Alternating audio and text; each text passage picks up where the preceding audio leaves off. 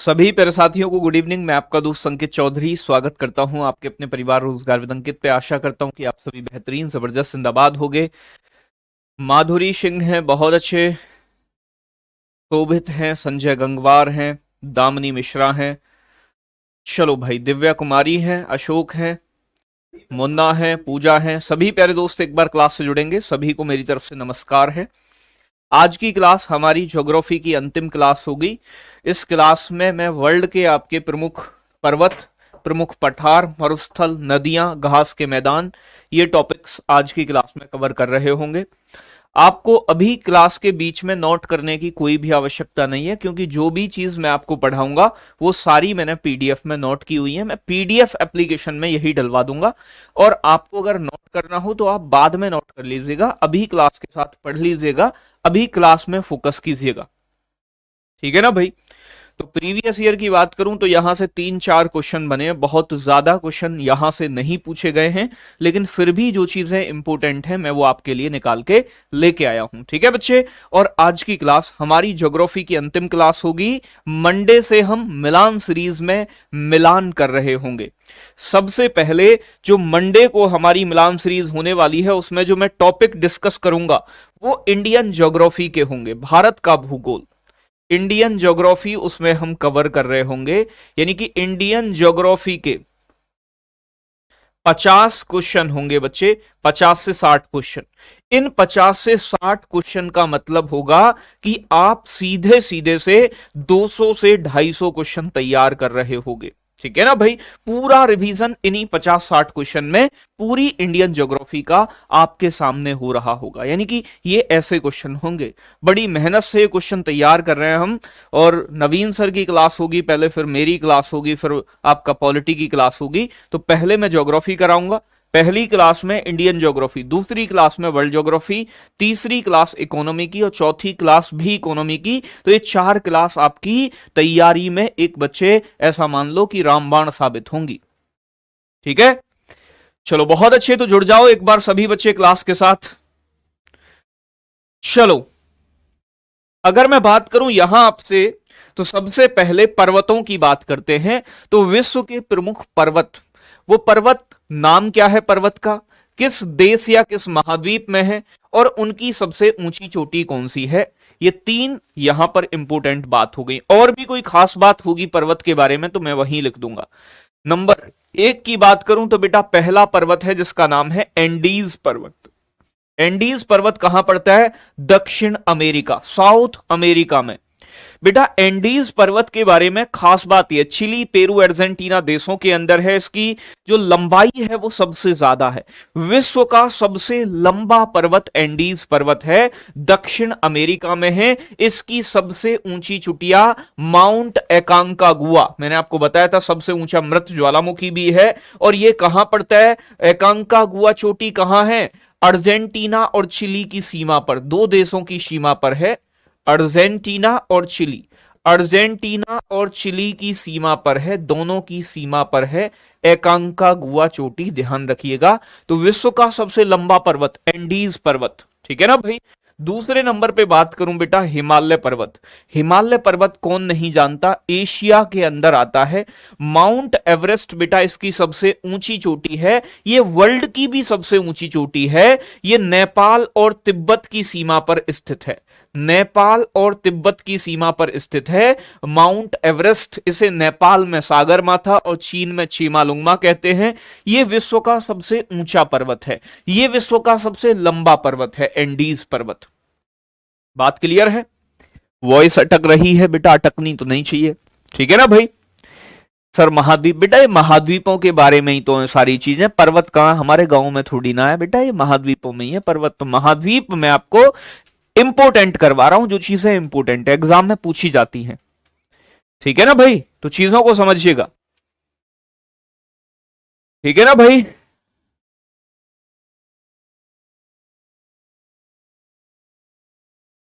हाँ, वॉइस ठीक है? सभी को बताओ जल्दी से एक बार, ठीक है ना वॉइस? अरे बेटा महाद्वीपों का ही तो हिस्सा है, नदियां झील ये किसका हिस्सा है? महाद्वीप ही तो करवा रहा हूं ये मैं, और क्या करवा रहा हूं? है? क्यों परेशान हो रहे हो? ये महाद्वीपों का ही पार्ट चल रहा है सारा। मरुस्थल वरुस्थल घास के मैदान महाद्वीप ही तो है। आगे बात करूं मैं आपसे बच्चे, अगला पर्वत नंबर 3 यूराल पर्वत। यूराल पर्वत बेटा कहां आता है आपका? रूस के अंदर आता है, रूस में है। यूराल पर्वत एशिया और यूरोप के मध्य सीमा, बॉर्डर क्रिएट करता है। एग्जाम में क्वेश्चन पूछेगा कौन सा पर्वत एशिया और यूरोप की सीमा बनाता है? यूराल पर्वत। यूराल पर्वत कहां है? रूस के अंदर है। नंबर 4 पे आता है बेटा रॉकी पर्वत। रॉकी बाबा पर्वत है, बाबा नहीं है, कहीं सोचो सच में ही बाबा है। तो रॉकी पर्वत कहां है? उत्तरी अमेरिका। ये पड़ता है आपका बच्चे अमेरिका में, मैक्सिको में, कनाडा में। रॉकी पर्वत, रॉकी पर्वत की सबसे ऊंची चोटी जो है बच्चे, इसका नाम है माउंट अल्बर्ट। ये कहां स्थित है माउंट अल्बर्ट? अमेरिका के अंदर, यूएसए के अंदर स्थित है माउंट अल्बर्ट। आगे बात करूं बच्चे आपसे, नंबर 5 आता है जिसका नाम है ग्रेट डिवाइडिंग रेंज। महान विभाजक श्रेणी भी कहते हैं इसे, ठीक है ना। तो ग्रेट डिवाइडिंग रेंज बच्चे ऑस्ट्रेलिया का सबसे लंबा पर्वत है। इसकी सबसे ऊंची चोटी माउंट कोस्सियुस्को है, जो कि ऑस्ट्रेलिया के अंदर है, माउंट कोस्सियुस्को। आगे बात करूं बच्चे, नंबर 6 पर आता है एटलस पर्वत। एटलस पर्वत अफ्रीका में है, अल्जीरिया, मोरक्को और ट्यूनीशिया में। इसकी सबसे ऊंची चोटी का नाम माउंट टिबकल है, जो कि मोरक्को का है, मोरक्को के अंदर है। मोरक्को, इब्न बतूता कहां से भारत आया? मोरक्को से भारत आया था। ये पूरी लिस्ट मैं आपको दे दूंगा, सिर्फ एक बार ध्यान से देख लेना, सारी चीजें समझ आ जाएंगी। वॉइस रुक रहा है गुरुजी, आवाज, आज मेरा बर्थडे है, हैप्पी बर्थडे भाई। एक बार चेक करो भाई क्या दिक्कत आ रही है बच्चों को। ठीक है बच्चे, अगर कुछ प्रॉब्लम है तो एक बार मैं दिखाता हूं अभी।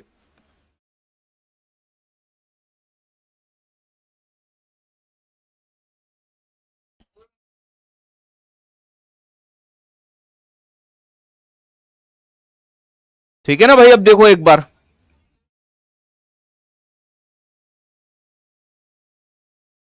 चलो अब देखो, कुछ ठीक हुई होगी, थोड़ी सी ठीक हुई है ना। चलो बहुत बढ़िया। हाँ अब देखो, अब सही आ रही होगी। आगे बात करूं बच्चे, अगला पर्वत है काकेसस पर्वत। ये रूस के अंदर है। इसकी सबसे ऊंची चोटी का नाम है बच्चे माउंट अल्बुर्स। माउंट अल्बुर्स चोटी कहां पड़ती है? ये भी रूस के अंदर पड़ती है। तो मैंने यहीं लिख दिया इसके बगल में, ये पूरी लिस्ट मैं आपको दे दूंगा और आप एक बार इसे देख लेना, अपनी आंखों से समझ में आ जाएगा। आल्प्स पर्वत यूरोप के अंदर है। आल्प्स पर्वत बच्चे यूरोप के अंदर है, नंबर 8वां। माउंट आल्प्स कहां है? यूरोप के अंदर, ठीक है ना भाई। और आल्प्स पर्वत की सबसे ऊंची चोटी का नाम माउंट ब्लैंक है। ये कहां है बच्चे? ये फ्रांस और इटली की सीमा पर है। फ्रांस प्लस इटली की सीमा पर है, फ्रांस और इटली। माउंट आल्प्स, आल्प्स पर्वत के बारे में बहुत पूछता है। यूरोप का सबसे लंबा पर्वत है माउंट आल्प्स, ठीक है ना भाई। तो चीजों को समझते जाइएगा। थोड़ा स्पीड, बेटा स्पीड से ही चल रहे हैं, और इससे ज्यादा स्पीड क्या करें बताओ आप मुझे। आगे बात करूं तो ये माउंट आल्प्स के बारे में है कि यूरोप का सबसे लंबा पर्वत है। फिर आगे बात करूं नंबर 9, ब्लैक फॉरेस्ट। इंपोर्टेंट है, कई बार एग्जाम में पूछा गया है। ब्लैक फॉरेस्ट कहां है बेटा? जर्मनी के अंदर है, जर्मनी में। यहां से डेन्यूब नदी का उद्गम होता है। डेन्यूब नदी कहां से निकलती है? ब्लैक फॉरेस्ट से। और आगे है आपका नंबर 10 एपिनाइन पर्वत। ये यूरोप के इटली देश के अंदर है। कार्ने ग्रांडे इसकी सबसे ऊंची चोटी है, कार्ने ग्रांडे। बात क्लियर हो रही है? चलो आगे बात करते हैं। बच्चे नंबर क्यों भेज रहे हैं अपने अपने? अच्छा अच्छा अच्छा, तो बच्चे अपना सभी नंबर मत भेजो, ठीक है ना। सभी के नंबर का क्या करना है। हाँ आज क्लास खत्म हो जाएगी बच्चे आज। तो ये विश्व के 10 इंपोर्टेंट मैंने आपको पर्वत बताए हैं, इन्हें आप एक बार देख लिए होंगे। सारे के बारे में मैंने बता दिया है कि कौन से इंपोर्टेंट पर्वत है। अब कुछ महाद्वीप और उनकी सबसे ऊंची चोटी कौन सी है। महाद्वीपों की सबसे ऊंची चोटी का नाम, अलग अलग महाद्वीप है, 7 महाद्वीप है। तो यहां महाद्वीप का नाम है बेटा, और यहां चोटी का नाम। हाईएस्ट पीक कौन सी है? जैसे कि एशिया महाद्वीप की सबसे ऊंची चोटी माउंट एवरेस्ट है। आपको पता है ना माउंट एवरेस्ट कहां है? ये नेपाल और तिब्बत के अंदर है। नेपाल और तिब्बत की सीमा पर है माउंट एवरेस्ट। और आपको मैंने बताया था कि जो माउंट एवरेस्ट है वो किस पर्वत के अंदर आती है? तो आपका आंसर आना चाहिए हिमालय पर्वत के अंदर। अफ्रीका महाद्वीप की सबसे ऊंची चोटी माउंट किलिमंजारो है, जो कि एक ज्वालामुखी पर्वत भी है। यह किस देश के अंदर आती है? तंजानिया के अंदर। तंजानिया का नाम सुना होगा, अफ्रीका का एक देश है Tanzania. Kenya, Tanzania, Uganda, Angola, बंगोला, बेटा ये सारे अफ्रीका के देश देखने को मिलते हैं। तो तंजानिया के अंदर है माउंट किलिमंजारो, ये अफ्रीका महाद्वीप की सबसे ऊंची चोटी है। ध्यान रखनी है बात। आगे बात करूं बच्चे आपसे, आगे कह रहा है उत्तरी अमेरिका, नॉर्थ अमेरिका कॉन्टिनेंट, उत्तरी अमेरिका जिसमें आपका अमेरिका, कनाडा, ब्राजील ये देश हैं। तो उत्तरी अमेरिका महाद्वीप की सबसे ऊंची चोटी माउंट मैकिनले है। माउंट मैकिनले का बेटा दूसरा नाम क्या है? इसे डेनली के नाम से भी जानते हैं। तो डेनली इसका दूसरा नाम है। ये कहां पड़ती है? तो ये अलास्का अमेरिका, अलास्का रूस से खरीदा था। अलास्का, ये अलास्का में पड़ती है। अलास्का एक राज्य है किसका? अमेरिका का, यूएसए का। तो ये अलास्का में स्थित है, यूएसए में स्थित है डेनली चोटी। ये नॉर्थ अमेरिका की, उत्तरी अमेरिका की सबसे ऊंची चोटी है। दक्षिण अमेरिका, साउथ अमेरिका की सबसे ऊंची चोटी कौन सी है? तो एकांकागुआ है, जो कि एंडीज पर्वत में आती है। और मैंने आपको बताया था कि माउंट एकांकागुआ दक्षिण अमेरिका की सबसे ऊंची चोटी है। यह अर्जेंटीना और चिली के अंदर स्थित है। अर्जेंटीना और चिली की सीमा पर स्थित है। बार बार बता रहा हूं, ध्यान से समझ लेना। अभी जल्दी में याद की गई सभी चीजें आपके माइंड में होनी चाहिए, ठीक है ना भाई? तो अर्जेंटीना और चिली की सीमा पर है। बात क्लियर है? कौन सी चोटी? माउंट एकांकागुआ। किस महाद्वीप की सबसे ऊंची चोटी है? दक्षिण अमेरिका की। आगे बात करूं, ये कह रहा है यूरोप की सबसे ऊंची चोटी माउंट अल्बुर्स है। ये किस पर्वत में आती है? काकेसस पर्वत। और काकेसस पर्वत कहां है? रूस में। और माउंट अल्बुर्स चोटी भी कहां होगी? रूस के अंदर होगी। तो बेटा यूरोप की सबसे ऊंची चोटी माउंट अल्बुर्स है। ऑस्ट्रेलिया की सबसे ऊंची चोटी माउंट कोस्सियुस्को है। ये ग्रेट डिवाइडिंग रेंज, महान विभाजक श्रेणी के अंदर आती है। आगे बात करूं तो ये बच्चे आगे आ जाता है अंटार्कटिका। अंटार्कटिका बर्फीला महाद्वीप है। इसे हम श्वेत महाद्वीप भी कहते हैं, यानी कि व्हाइट कॉन्टिनेंट। इसे हम डायनामिक कॉन्टिनेंट भी कहते हैं। विल्सन मैसिफ, ठीक है ना भाई? विल्सन मैसिफ यहां की सबसे ऊंची चोटी अंटार्कटिका की। ये सेंटिनल पर्वत के अंदर आती है। तो सेंटिनल पर्वत कहां है? अंटार्कटिका में है। इसकी सबसे ऊंची चोटी विल्सन मैसिफ है। विल्सन मैसिफ, ठीक है ना भाई? बहुत बढ़िया, बात क्लियर हो रही है? कैमरा ठीक करो बेटा। कैमरा में क्या दिक्कत है? कैमरा तो ठीक है। देखो टेढ़ा बेड़ा सा दिख रहा है कुछ क्या बच्चों को? चलो सर, इस क्लास के बाद आपको बहुत मिस करें। अरे बेटा मैं कहीं जा थोड़ी ना रहा हूं, आपके साथ ही रहूंगा। तो ये वर्ल्ड के प्रमुख पर्वत बताएं। आपसे पूछेगा ब्लैक फॉरेस्ट कहां है? जर्मनी के अंदर है। आपसे पूछेगा विश्व का सबसे लंबा पर्वत, तो आपका आंसर आना चाहिए, क्या आना चाहिए बताओ? एंडीज पर्वत। किस महाद्वीप में? साउथ अमेरिका में। एंडीज पर्वत की सबसे ऊंची चोटी माउंट एकांकागुआ। किन देशों में? अर्जेंटीना और चिली के अंदर है, ठीक है ना? तो ये सारी चीजें आपको पता है, बस रिवाइज करनी है। तो लास्ट टाइम पे आपको रिवीजन बेहतर हो सके, इसलिए मैंने लास्ट में बचा के रखी है, ठीक है ना भाई? अब आगे बात करें बच्चे आपसे, विश्व के 5 सबसे बड़े द्वीप। ये क्वेश्चन बड़े पूछे जाते हैं। आपने द्वीपों के बारे में सुना होगा। भारत में मैंने आपको द्वीप पढ़ाए, अंडमान निकोबार द्वीप। तो जो जमीन का टुकड़ा चारों तरफ से पानी से घिरा होता है, उसे हम बच्चे द्वीप कहते हैं। क्या बोलते हैं? द्वीप कहते हैं। विश्व का सबसे बड़ा द्वीप ग्रीनलैंड है। ग्रीनलैंड पर बेटा डेनमार्क का अधिकार है, डेनमार्क का। ये आर्कटिक और अटलांटिक महासागर में स्थित है और विश्व का सबसे बड़ा द्वीप है। तो largest island of the world, तो ग्रीनलैंड बेटा ध्यान रखना है। फिर इसके बाद में न्यू गिनी द्वीप। न्यू गिनी द्वीप बेटा पैसिफिक ओशियन में है, प्रशांत महासागर के अंदर स्थित है। आगे बात करूं बच्चे, एक है बोर्नियो द्वीप, बोर्नियो आइलैंड। बोर्नियो द्वीप पर इंडोनेशिया, इंडोनेशिया, मलेशिया और बुर्नेई 3 देशों का अधिकार है। यह बच्चे एशिया का सबसे बड़ा द्वीप है बोर्नियो। एशिया का सबसे बड़ा द्वीप ये कहां है? तो प्रशांत महासागर में स्थित है, बोर्नियो आइलैंड। तो विश्व का तीसरा सबसे बड़ा द्वीप आपसे एग्जाम में पूछेगा। अब पहला वाला तो पूछता नहीं है, तो मैंने 5 ले लिए बेटा। मेडागास्कर द्वीप कहां पड़ता है? अफ्रीका में पड़ता है, अफ्रीका में। यह हिंद महासागर में स्थित है, क्योंकि द्वीप किसी ना किसी सागर में होते हैं। तो सबसे बड़ा द्वीप ग्रीनलैंड, फिर न्यू गिनी, फिर बोर्नियो, फिर मेडागास्कर। एशिया का सबसे बड़ा पूछे, बोर्नियो। समझ में आ रहा है? और बच्चे अगर मैं बात करूं बाल्कन द्वीप या बाल्कन द्वीप जो होता है, यह अटलांटिक महासागर में स्थित है। यह कनाडा का एक द्वीप है। सॉरी, ये बाल्कन नहीं होगा, बफिन द्वीप होगा बेटा, बफिन। बफिन फै कर लेना इसे, बफिन आइलैंड, बफिन द्वीप।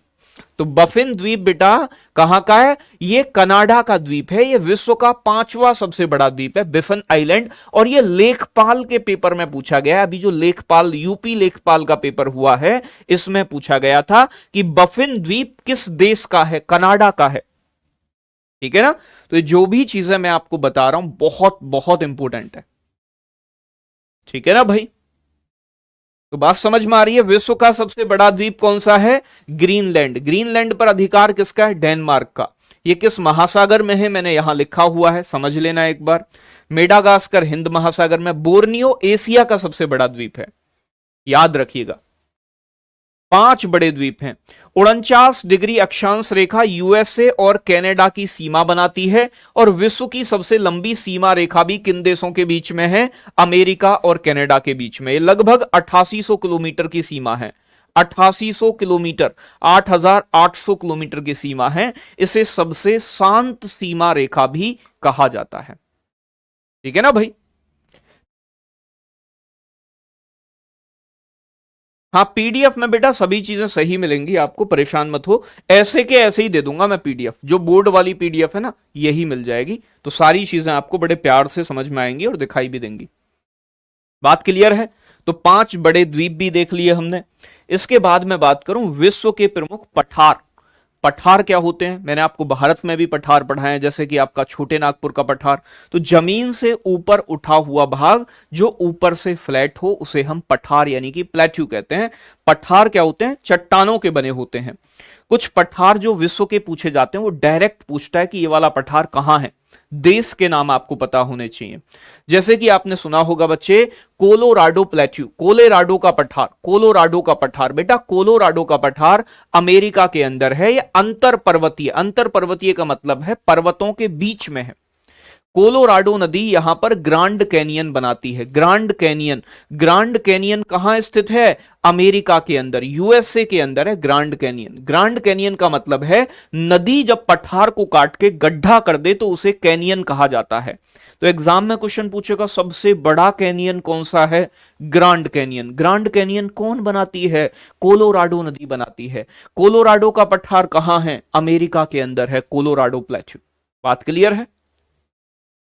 कोलंबिया का पठार कहां है बच्चे? ये अमेरिका के अंदर है, कोलंबिया का पठार। ये भी कहां है? कोलोराडो का, ये भी अमेरिका में है। ठीक है ना?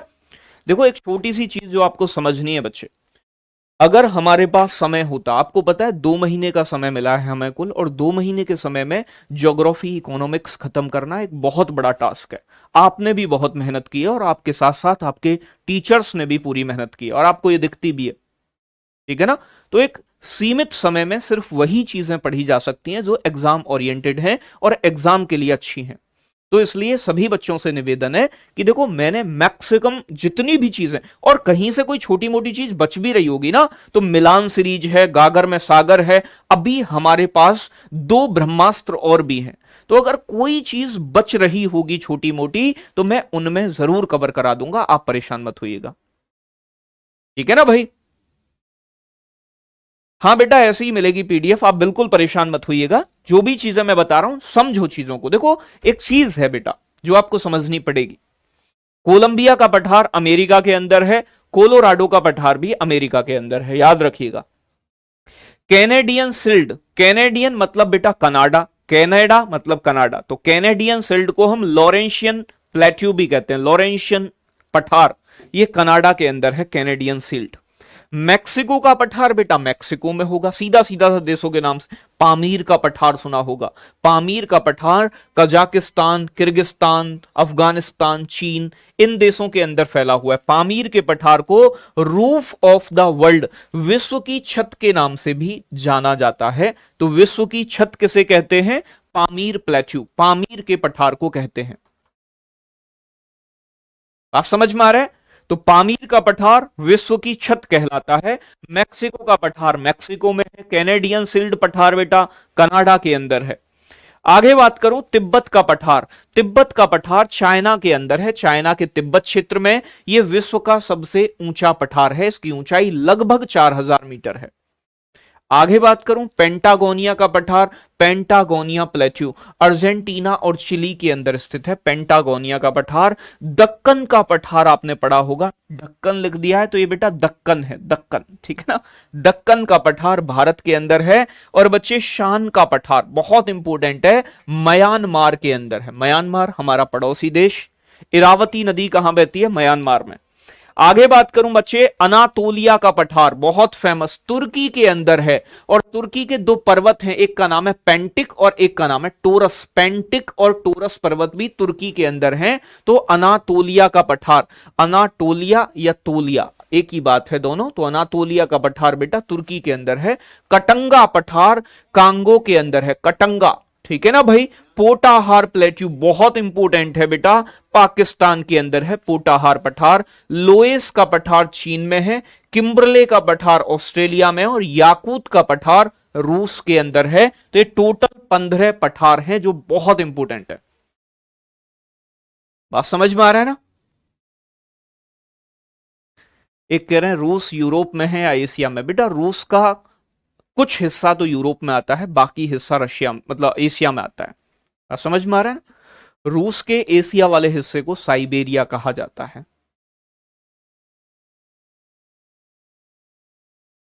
ठीक है ना भाई प्यारे बच्चे? तो बात समझ में आ गई। 15 पठार मैंने आपको बताए हैं, तो इन्हें याद रखना है। कटंगा, कटंगा मतलब कांगो, ठीक है ना। पोटाहार, हार जाता है पाकिस्तान, मतलब हारा हुआ कौन? पाकिस्तान। लोएस का पठार चीन में। किम्बरले का पठार ऑस्ट्रेलिया में। याकूत का पठार रशिया के अंदर। अनातोलिया का पठार तुर्की के अंदर। पेंटिंग और टोरस पर्वत भी तुर्की के अंदर ही पड़ते हैं। ठीक है ना भाई?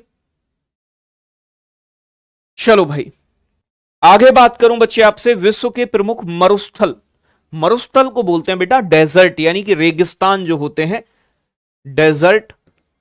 मैंने आपको भारत में भी डेजर्ट पढ़ाए हैं, याद होगा थोड़ा सा। डेजर्ट मतलब बेटा रेगिस्तान को बोलते हैं, रेगिस्तान। डेजर्ट, मरुस्थल, रेगिस्तान। जहां कम वर्षा होती है उन क्षेत्रों को रेगिस्तान कहा जाता है। रेगिस्तान दो प्रकार के होते हैं, एक गर्म एक ठंडे। अगर मैं बात करूं अंटार्कटिका मरुस्थल, अंटार्कटिका महाद्वीप एक मरुस्थल भी है, यह ठंडा रेगिस्तान है, कोल्ड डेजर्ट है। तो अंटार्कटिका मरुस्थल कहां है? दक्षिणी ध्रुव पर है, अंटार्कटिका में है। यह विश्व का सबसे ठंडा मरुस्थल भी माना जाता है। और ठंडे में बेटा सबसे बड़ा भी है, सबसे बड़ा ठंडा मरुस्थल कौन सा है? अंटार्कटिका।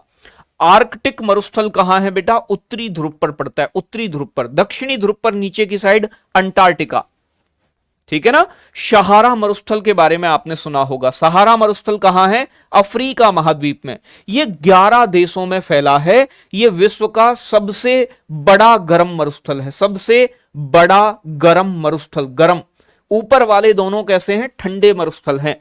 अंटार्कटिका और आर्कटिक, यहां बर्फ मिलती है। सहारा अफ्रीका में है, 11 देशों में फैला है। विश्व का सबसे बड़ा हॉट डेजर्ट है, गर्म मरुस्थल है।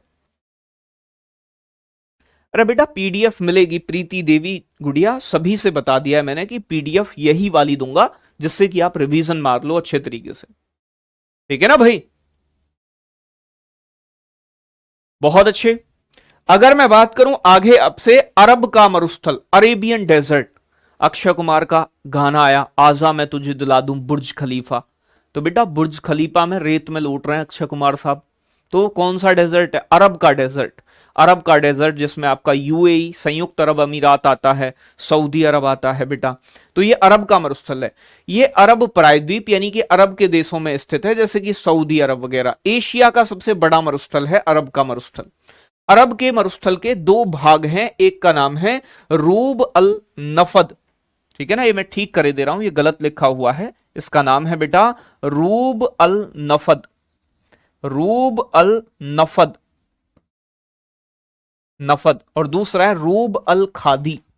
तो ये नंबर 1 और नंबर 2 ये दोनों किसके हिस्से हैं? ये दोनों अरब के मरुस्थल के ही भाग हैं, रूब अल नफद और रूब अल खादी। तकला मकान चीन के अंदर है मरुस्थल, तकला मकान। गोभी का मरुस्थल बेटा मंगोलिया और चीन के अंदर है। पेंटागोनिया का मरुस्थल अर्जेंटीना और चिली के अंदर है, पेंटागोनिया डेजर्ट, बहुत पूछा जाता है। आगे बात करूं, कालाहारी मरुस्थल बच्चे नामीबिया, बोत्सवाना और दक्षिण अफ्रीका, यानी कि ये अफ्रीका महाद्वीप के अंदर है। अफ्रीका के 3 देशों में फैला है, नामिब और मतलब ये तो कालाहारी हो गया, कालाहारी डेजर्ट, ठीक है ना भाई। ग्रेट विक्टोरिया मरुस्थल ऑस्ट्रेलिया के अंदर है, ऑस्ट्रेलिया में ग्रेट विक्टोरिया। गिब्सन मरुस्थल भी बच्चे ऑस्ट्रेलिया में है, और काराकुम मरुस्थल तुर्कमेनिस्तान में, तुर्कमेनिस्तान में है। और बच्चे इसके बाद में बात करूं, आटाकामा डेजर्ट चिली के अंदर है, यह विश्व का सबसे शुष्क मरुस्थल भी है। नामिब मरुस्थल नामीबिया के अंदर है, मोजावे मरुस्थल अमेरिका के अंदर है, और थार का मरुस्थल भारत और पाकिस्तान में है।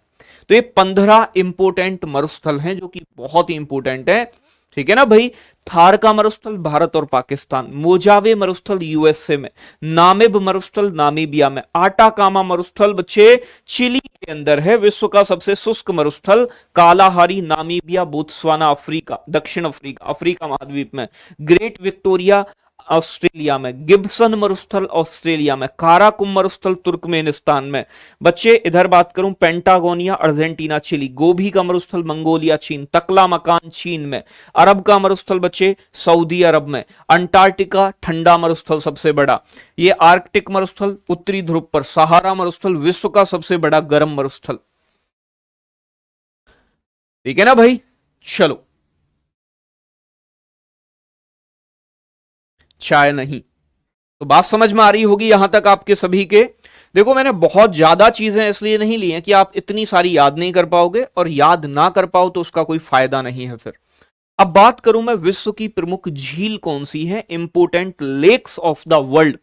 कौन कौन सी झील विश्व की सबसे प्रमुख झील है? जैसे कि आपने कैस्पियन सागर का नाम सुना होगा, कैस्पियन सागर।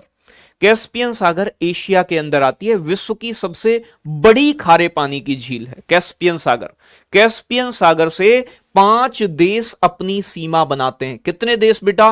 5 देश। एग्जाम में पूछा जाता है कि कौन सा देश कैस्पियन सागर से नहीं लगता है।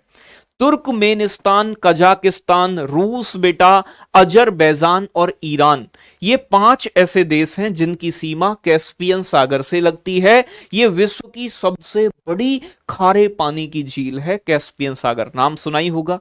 और बेटा कैस्पियन सागर के बारे में एक और खास बात है कि कैस्पियन सागर विश्व का सबसे बड़ा ऐसा पानी का स्रोत है जो लैंड लॉक्ड है, चारों तरफ से जल से घिरा है। तो एग्जाम में एसएससी ने यह भी क्वेश्चन पूछा है कि विश्व का सबसे बड़ा जल क्षेत्र जो स्थल रुद्ध है, लैंड लॉक्ड है, चारों तरफ जमीन है, तो भैया लैंड लॉक्ड सबसे बड़ा पानी का क्षेत्र ये कैस्पियन सागर ही है।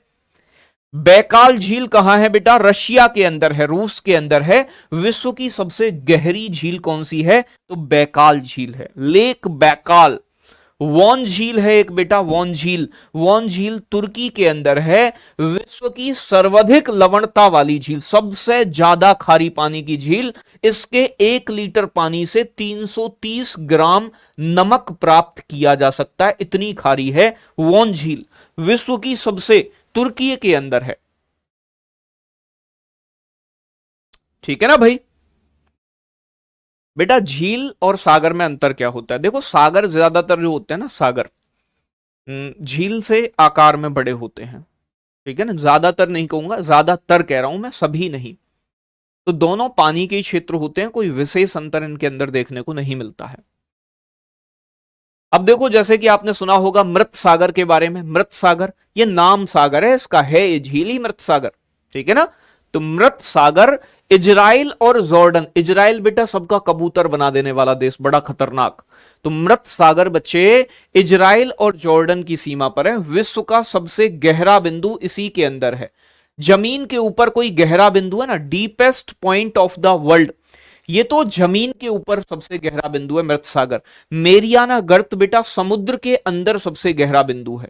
ये लगभग 11,000 मीटर गहरी है, ये 440 मीटर गहरा है। मेरियाना गर्त मैंने आपको बताई थी, सभी महासागरों की गर्त बताई है, प्रशांत महासागर में स्थित है मेरियाना ट्रेंच, मेरियाना गर्त, ठीक है ना भाई। आगे बात करूं बेटा विक्टोरिया झील के बारे में, कौन नहीं जानता है। विक्टोरिया झील अफ्रीका में है, केन्या, तंजानिया और युगांडा 3 देशों से सीमा लगती है। किस महाद्वीप के अंदर है? अफ्रीका महाद्वीप के अंदर पड़ती है आपकी विक्टोरिया झील। विक्टोरिया झील से नील नदी का उद्गम होता है और विक्टोरिया झील अफ्रीका महाद्वीप की सबसे बड़ी झील है और विषुवत रेखा इसके बीच से, इक्वेटर पास होता है बेटा इसके बीच से, इक्वेटर भूमध्य रेखा या विषुवत रेखा इसके बीच से जाती है। सबसे बड़ी अंतःस्थलीय झील बेटा, अभी क्या बताया मैंने आनंद कुमार, सबसे बड़ी लैंडलॉक्ड यानी कि अंतःस्थलीय झील कौन सी होगी? कैस्पियन सागर, जो स्थल के अंदर है, झील स्थल के अंदर ही होती है। सबसे बड़ी है तो कैस्पियन सागर आएगा आंसर। ये पूछा गया क्वेश्चन है एसएससी के द्वारा। अरल सागर एक झील है जो कजाकिस्तान और उज्बेकिस्तान दोनों देशों की सीमा पर स्थित है, ठीक है ना। तो कजाकिस्तान और उज्बेकिस्तान की सीमा पर मेरे प्यारे दोस्त अरल सागर झील पड़ती है। बेटा समुद्र का पानी खारा होता है गोलू यादव, क्योंकि समुद्र के पानी में लवण पाए जाते हैं, जैसे कि NaCl सोडियम क्लोराइड के कारण, ठीक है ना। और भी कई सारे लवण होते हैं, लेकिन समुद्र के जल में सबसे ज्यादा सोडियम क्लोराइड पाया जाता है। बात क्लियर है बेटा। एक झील है जिसका नाम है टीटीकाका झील। टीटीकाका झील पेरू और बोलीविया की सीमा पर है। विश्व की सबसे ऊंची नौगम्य झील है। नौगम्य का मतलब बेटा जिसमें नाव चलाई जा सकती है, ऐसी झील को नौगम्य झील कहा जाता है। तो टीटीकाका लेक कहां है? पेरी और बोलीविया की सीमा पर। चिली, पेरू, अर्जेंटीना ये देश कहां पड़ते हैं? तो आपको पता है ना, साउथ अमेरिका में पाई जाती है झील, साउथ अमेरिका की है, दक्षिणी अमेरिका महाद्वीप के अंदर है, पेरू और बोलीविया की सीमा पर। सुपीरियर झील के बारे में आपने सुना होगा, यह अमेरिका के अंदर है और बच्चे कनाडा की सीमा पर है। अमेरिका और कनाडा की सीमा पर है सुपीरियर झील। मीठे पानी की सबसे बड़ी झील, खारे पानी की कैस्पियन सागर, मीठे पानी की सुपीरियर। और एक है बच्चे आपकी वोस्तोक झील। वोस्तोक झील पड़ती है अंटार्कटिका पर। अंटार्कटिका की सबसे बड़ी झील, अंटार्कटिका बर्फीला महाद्वीप आप सभी जानते हैं। तो वोस्तोक झील कहां है? अंटार्कटिका पर। एक है बेटा आयर झील। आयर झील ऑस्ट्रेलिया की सबसे बड़ी झील है, यह बात आपको ध्यान रखनी है। तो ये लगभग आपकी कितनी है बच्चे? 15 झील मैं आपको बताऊंगा। एक है लादोगा झील। लादोगा यूरोप की सबसे बड़ी झील है और लादोगा बेटा कहां पड़ती है? रूस के अंदर पड़ती है। लादोगा झील कहां है? रूस के अंदर। न्यासा झील या फिर मालावी झील बच्चे, ये अफ्रीका के अंदर है। तंजानिया, मालावी और मोजाम्बिक 3 देशों की सीमा पर पड़ती है। तो न्यास या मालावी झील कहां पड़ती है? अफ्रीका के अंदर, अफ्रीका के अंदर है, ठीक है ना।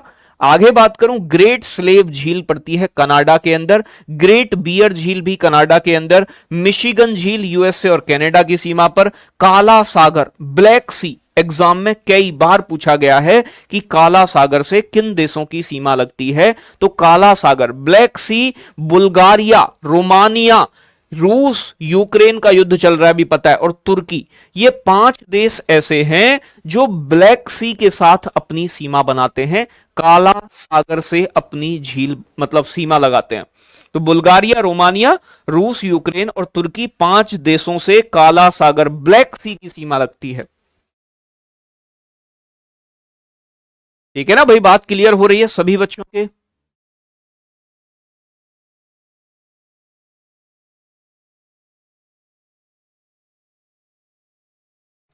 तो बात समझ में आ रहा है ना बच्चे?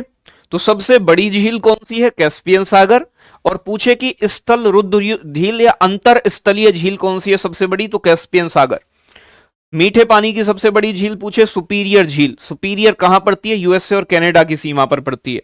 बाकी सभी गहरी झील, बैकाल झील आपको पता है डीपेस्ट लेक, वुस्टोक झील अंटार्कटिका पर है, आयर झील ऑस्ट्रेलिया की सबसे बड़ी झील है।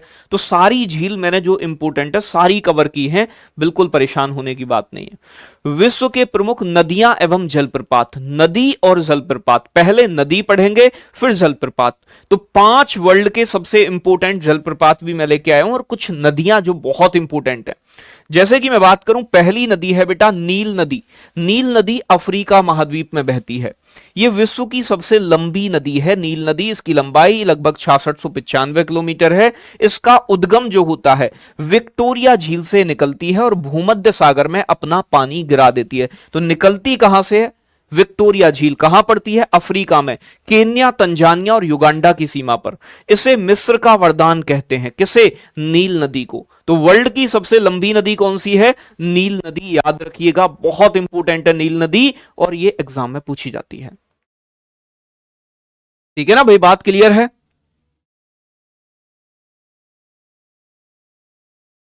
अरे बेटा सीरियल वाइज ही है, सारे सीरियल वाइज हैं, क्यों परेशान हो रहे हो? एक कह रहे हैं जैसा एग्जाम आ रहा है ऐसा लग रहा है कुछ नहीं पढ़ा है। बेटा अब अगर आप अब भी सोते रहे 2 महीने की क्लासों में तो फिर तो कुछ पढ़ा ही नहीं है। अगर आप कॉन्टिन्यूअस क्लास ले रहे हो तो फिर कोई दिक्कत नहीं है। मैं कह रहा हूं ज्योग्राफी में इंडियन ज्योग्राफी की भूमिका ज्यादा है, लेकिन आप ये ना कहो गुरुजी ये नहीं पढ़ा है वो नहीं पढ़ा है, इसलिए मैं सारी चीजें कवर करते हुए लाया हूं और ये बेसिक जानकारी आपको होनी चाहिए जितनी मैं आपको दे रहा हूं। तो इस पीडीएफ को एक बार आधा घंटा लगेगा, एक बार रिवाइज कर लेना। बाकी मैं आपके लिए मिलान सीरीज लेके आऊंगा, गागर में सागर लेके आऊंगा। बेटा एग्जाम से पहले जीएस में ऐसा कॉन्फिडेंस ला देंगे तुम्हारे अंदर कि आप कहोगे गुरुजी कि भैया अगर जीएस में आप 12 से 15 के बीच क्वेश्चन बनाया है तो ये मान लेना आपकी भयंकर तैयारी है। तो 12-14 क्वेश्चन तो होने चाहिए, 10 प्लस स्कोर जीएस में आना चाहिए कम से कम, और वो आप करके आओगे, वो आप करके आओगे। आगे बात करूं बच्चे, अगली नदी दूसरी सबसे लंबी नदी है अमेजन नदी। अमेजन नदी दक्षिण अमेरिका, साउथ अमेरिका में बहती है। ये एंडीज पर्वत से निकलती है। कहां से निकलती है बेटा? एंडीज पर्वत से। आयतन के आधार पर, वॉल्यूम के मामले में विश्व की दूसरी सबसे लंबी नदी है। वैसे लंबी की बात पूछे, लंबाई में दूसरे नंबर पर है। लंबी जो है बेटा सेकंड नंबर पे सबसे लंबी है। दूसरी सबसे लंबी नदी है अमेजन नदी। दक्षिण अमेरिका में बहती है, नील अफ्रीका में बहती है। वॉल्यूम के मामले में, आयतन के मामले में सबसे बड़ी नदी है, यानी कि सबसे ज्यादा पानी अपने अंदर कौन सी नदी लेके जाती है? अमेजन नदी। नील नदी पतली है, ज्यादा चौड़ी है, बस ये बात समझनी है। ठीक है ना भाई? हाँ बेटा मिल जाएगी सुमित, क्यों परेशान हो रहे हो भाई? पहले चीजों को सीखो। यहां पीडीएफ से काम नहीं चलेगा। उस क्लास में आपको मिलान सीरीज हो, गागर में सागर हो, दुनिया भर की बातें आसपास की भी बताएंगे और वो क्वेश्चन शामिल किए जाएंगे मिलान सीरीज में और गागर में सागर में, जिनके मतलब पूरी एसएससी का एनालिसिस करके वो क्लासेस आपके लिए आने वाली हैं। आपको मजा आ जाएगा एकदम। एंडीज पर्वत से निकलती है और अटलांटिक महासागर में अपना पानी गिरा देती है। तो इसका उद्गम कहां से होता है? एंडीज पर्वत से। एंडीज पर्वत कहां है? साउथ अमेरिका में। विश्व का सबसे लंबा पर्वत कौन सा था? एंडीज पर्वत। विश्व की दूसरी सबसे लंबी नदी है, मैंने पीछे भी बताया है। विश्व की तीसरी सबसे लंबी नदी है यांगजी नदी। यांगजी नदी कहां बहती है? चीन के अंदर बहती है।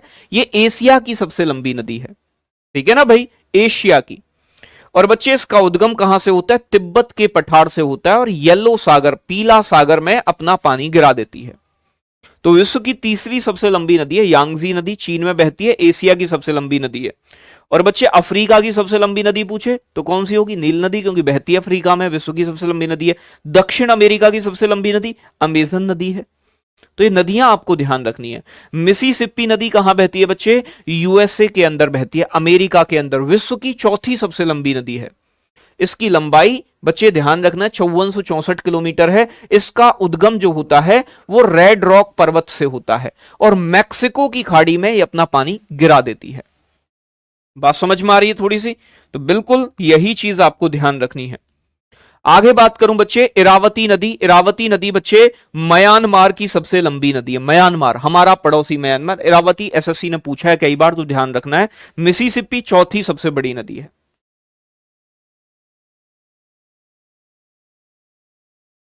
सर गागर में सागर कब से होगी? बेटा ये आपकी 31 तारीख से होगी गागर में सागर सीरीज, ठीक है ना, 31 से।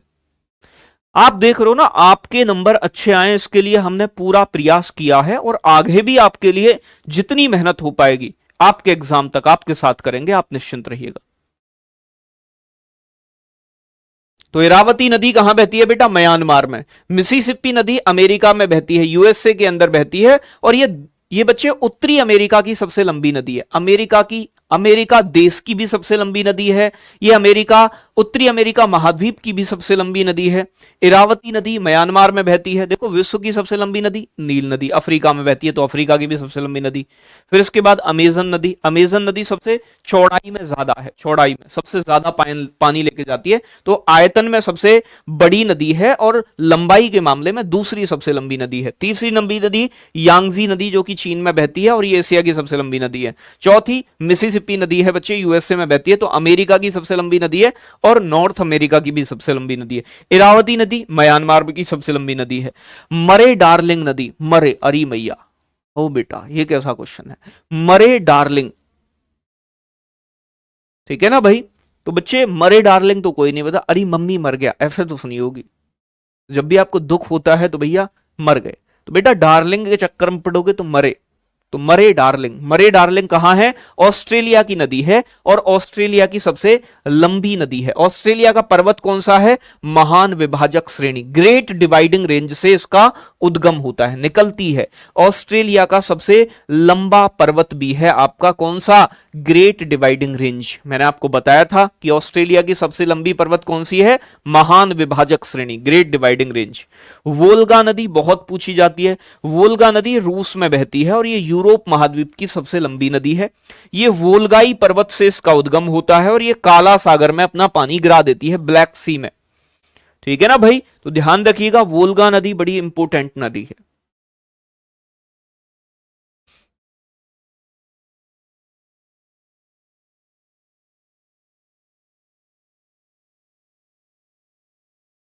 एक कह रहे हैं समझ, बेटा देखो एक मेरी बात समझो आप, मैं इसलिए लेके ही वो चीज आया हूं, कराने को मैं दुनिया भर की चीजें करा दूं आपके लिए, लेकिन उनका कोई अंतिम समय में फायदा नहीं है। तो जो चीजें मैं आपको बता रहा हूं, आपको मैं एक बार सिखा रहा हूं यहां, तो अपना ध्यान नोट्स बनाने की बजाय मेरी जगह मेरे सामने दीजिएगा। और दूसरा, आप इस पीडीएफ को एक बार 1 घंटे का समय निकाल के रिवाइज कर लीजिएगा। मैं कह रहा हूं सारी चीजें माइंड में सेट हो जाएंगी, बाकी मिलान सीरीज के अंदर और बाकी गागर में सागर में बुद्धि में सेट कर देंगे। बात समझ में आ रहा है ना बच्चे? लंबाई याद रखने की जरूरत नहीं है नदियों की, आपको सिर्फ मेरी साथ एक बार कहानी पढ़ लो और एक बार पीडीएफ को रीड कर लेना, बाकी चीज मेरे पे छोड़ दो कि आपकी बुद्धि में कैसे सेट करना है। डैन्यूब नदी बेटा विश्व के सबसे ज्यादा देशों से होकर प्रवाहित होती है। डैन्यूब नदी कहां बहती है? यूरोप में बहती है, यूरोप में। डैन्यूब नदी का उद्गम कहां से होता है? ब्लैक फॉरेस्ट से। जब ब्लैक फॉरेस्ट पढ़ाए थे तो तब बताए थे। ब्लैक फॉरेस्ट कहां है? जर्मनी के अंदर है। ये अपना पानी कहां गिराती है बेटा? काला सागर में गिर जाती है, ब्लैक सी के अंदर। आगे बात करूं कांगो नदी के बारे में, कांगो नदी अफ्रीका में बहती है। भूमध्य रेखा, इक्वेटर ही होगा, भूमध्य रेखा को 2 बार काटती है, चक्कू लेके नहीं चल रही है, मतलब क्रॉस करती है। तो एग्जाम में पूछेगा कौन सी नदी इक्वेटर को 2 बार क्रॉस करती है? कांगो नदी। कांगो कहां बहती है? अफ्रीका में। एक है लिम्पोपो नदी। लिम्पोपो नदी मकर रेखा, ट्रॉपिक ऑफ कैप्रिकॉर्न को 2 बार कट करती है। लिम्पोपो भी कहां बहती है बेटा? ये भी अफ्रीका के अंदर बहती है, अफ्रीका महाद्वीप के अंदर बहती है, याद रखिएगा। अब समझ में आ रही है? ठीक है ना भाई?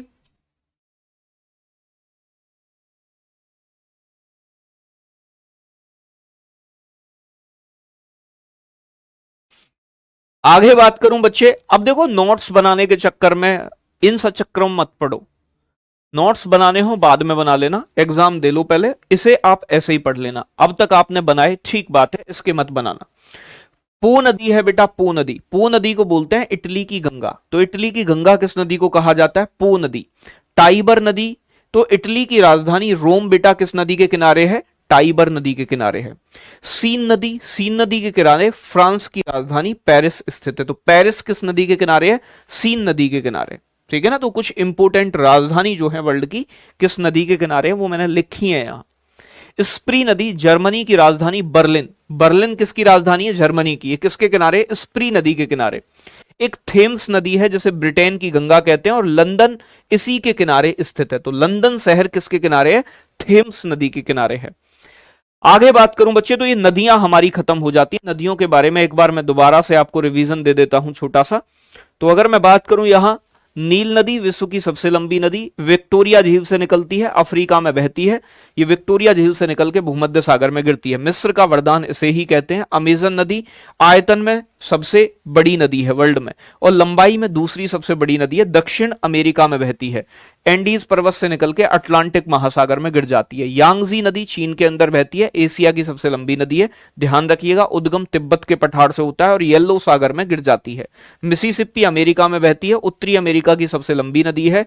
और ध्यान रखिएगा, अमेरिका देश की भी सबसे लंबी नदी है। रेड रॉक पर्वत से निकलती है, मैक्सिको खाड़ी में गिराती है। इरावती नदी म्यांमार की सबसे लंबी नदी है।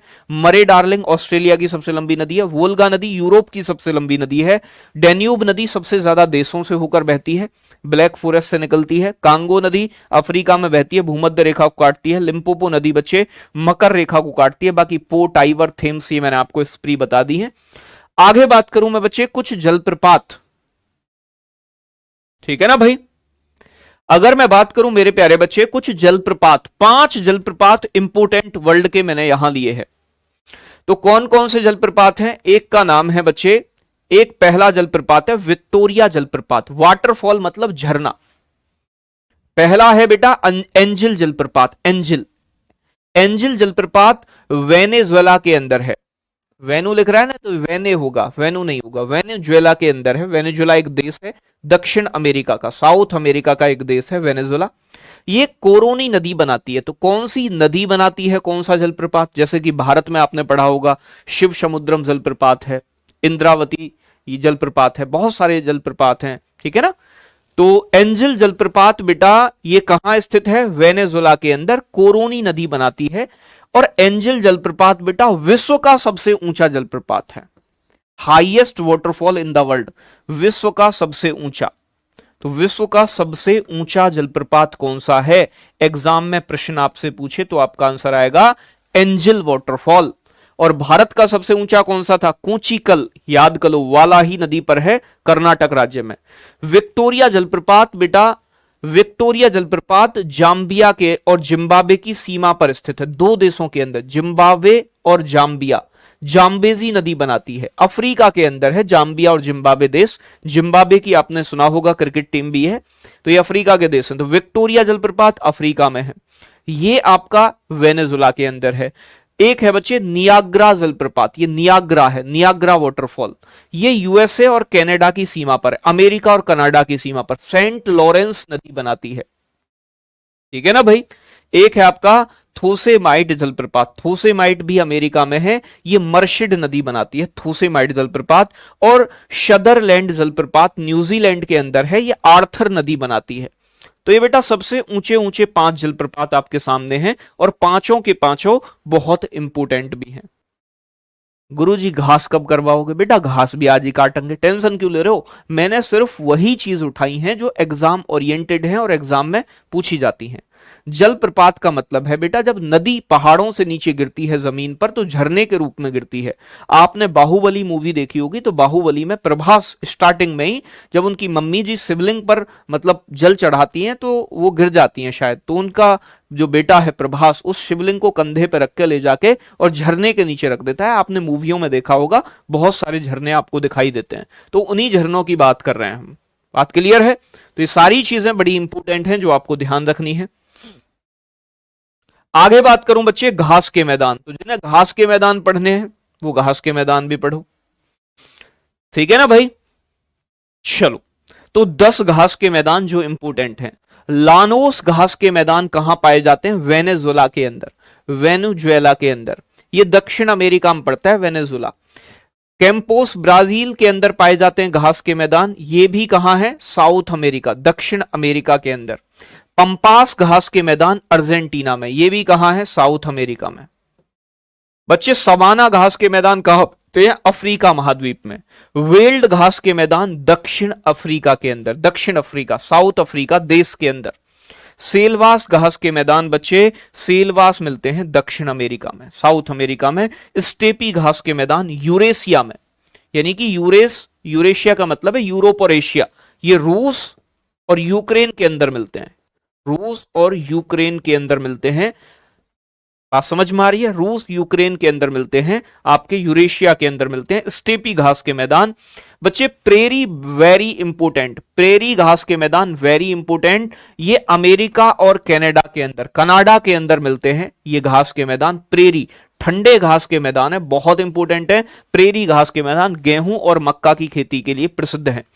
पुस्ताज घास के मैदान हंगरी के अंदर है और कैंटबरी घास के मैदान न्यूजीलैंड के अंदर है। तो ये 10 घास के मैदान है इंपोर्टेंट। बात करिए एक क्या है, ग्रेट बैरियर रीफ क्या है बताएंगे बेटा, ग्रेट बैरियर रीफ भी बताएंगे, टेंशन क्यों ले रहे हो? ग्रेट बैरियर रीफ कैसे छोड़ देंगे? चलो यहीं लिख लो ग्रेट बैरियर रीफ, नोट कर लो। लो भाई, great barrier reef. Great barrier reef बेटा एक कोरल रीफ है, प्रवाल भित्ति है, प्रवाल भित्ति, प्रवाल भित्ति, ठीक है ना भाई? कोरल रीफ, कोरल रीफ कहते हैं बेटा इसे। अब आप कहोगे प्रवाल भित्ति ये है कहां? तो ये बच्चे ऑस्ट्रेलिया के तट पर स्थित है, ऑस्ट्रेलिया के तट पर, ऑस्ट्रेलिया महाद्वीप के तट पर स्थित है। यह विश्व की सबसे बड़ी प्रवाल भित्ति है, विश्व की सबसे बड़ी प्रवाल भित्ति, सबसे बड़ी प्रवाल भित्ति, तो विश्व की सबसे बड़ी प्रवाल भित्ति है, कोरल रीफ है। देखो होता क्या है, आपने लक्षद्वीप के बारे में पढ़ा होगा, लक्षद्वीप याद करो थोड़ा सा। लक्षद्वीप के बारे में जब मैंने पढ़ाया तो मैंने आपको बताया कि लक्षद्वीप का निर्माण प्रवाल भित्ति यानी कि मूंगा जीव के द्वारा हुआ है। मूंगा जीव समुद्र के अंदर पाए जाने वाले एक तरीके के कीड़े होते हैं, ऐसा समझो आप। ये मूंगा जीव एक साथ ग्रुप में रहते हैं, ग्रुप के अंदर, और जब ये मर जाते हैं तो इनके ऊपर एक कवर होता है बेटा, कवर, खोल कैल्शियम कार्बोनेट का, वो जमा हो जाता है, जिसके कारण द्वीपों का भी निर्माण हो जाता है। तो मैंने आपको बताया था एग्जाम में अगर पूछे कि विश्व की सबसे बड़ी कोरल रीफ प्रवाल भित्ति कौन सी है, तो आपका आंसर आएगा great barrier reef. Great barrier reef कहां पड़ती है? ऑस्ट्रेलिया महाद्वीप के तट पर स्थित है ग्रेट बैरियर रीफ। ये बात आपको थोड़ी सी क्या रखनी है बच्चे, ध्यान रखनी है कि ग्रेट बैरियर रीफ कहां है, तो आपका आंसर एक बार में आ जाना चाहिए। ठीक है ना, बात क्लियर हो गई होगी यहां तक?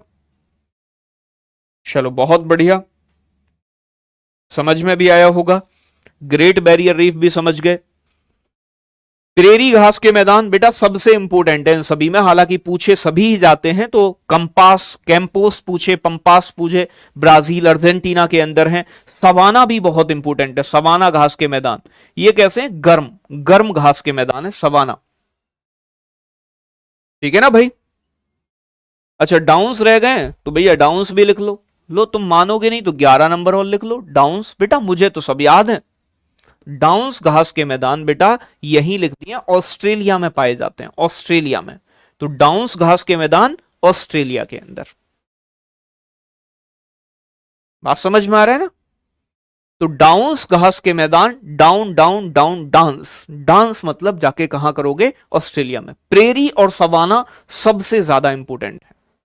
अरे करा दिया बेटा, डाउन्स लिख दिया है मैंने ऑस्ट्रेलिया में, आप सभी को याद है। पुस्ताज हंगरी में, प्रेरी अमेरिका कनाडा में, तो प्रेरी ज्यादा इंपोर्टेंट है, ठीक है ना? पिछली बार घास के मैदानों से एक ही प्रश्न बना है, इसलिए मैंने लिख दिए हैं सारे। एक करें पताना पताना पताना। और जो बच्चे जनजाति जनजाति चिल्ला रहे हैं, देखो भैया जनजाति और जो आपके नृत्य होते हैं, ये दो चीज ऐसी हैं कि एसएससी बेटा अगर मैं जनजाति करवा भी दूं ना तुम्हें, ये बात ध्यान रखना जो मैं आपको बता रहा हूं, नृत्य और जनजाति दो ऐसे टॉपिक हैं कि मैं अगर आपको डांस तो नवीन सर ने कराए होंगे, कोशिश की होगी उन्होंने भी पूरी, लेकिन बेटा एसएससी ऐसा डांस पूछे कि बेटा तुम गूगल पे भी ना ढूंढ पाओ उसे आसानी से, ठीक है ना, गूगल भी ना बताता है, ऐसा डांस पूछे। तो इन दो टॉपिकों पर ज्यादा समय जाया करने से कोई फायदा नहीं है। और जनजाति ऐसी पूछेगी, पता ना बेटा हजारों की संख्या में जनजाति है, तो वहां से कवर हो पाना ही मुश्किल है। तो इन टॉपिकों पर ज्यादा आप अपने माथा पच्ची करो, उससे कोई फायदा नहीं है। इंपोर्टेंट जो जनजाति होंगी 8-10 उन्हें मैं शामिल कर लूंगा, तो इसलिए जनजाति के पीछे मत भगो। बात समझ में आ रहा है?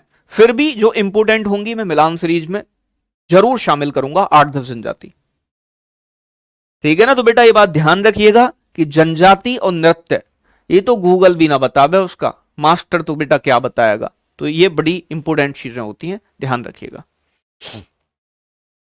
तो इन पे ज्यादा समय बर्बाद करने का कोई फायदा नहीं है। एक कह रहा है सहारा उत्तरी अमेरिका में है। अरे बेटा सहारा कहां बताया, सवाना बताया मैंने आपको। ये रहा सवाना घास के मैदान, अफ्रीका। सहारा मरुस्थल है, अफ्रीका के अंदर है वो।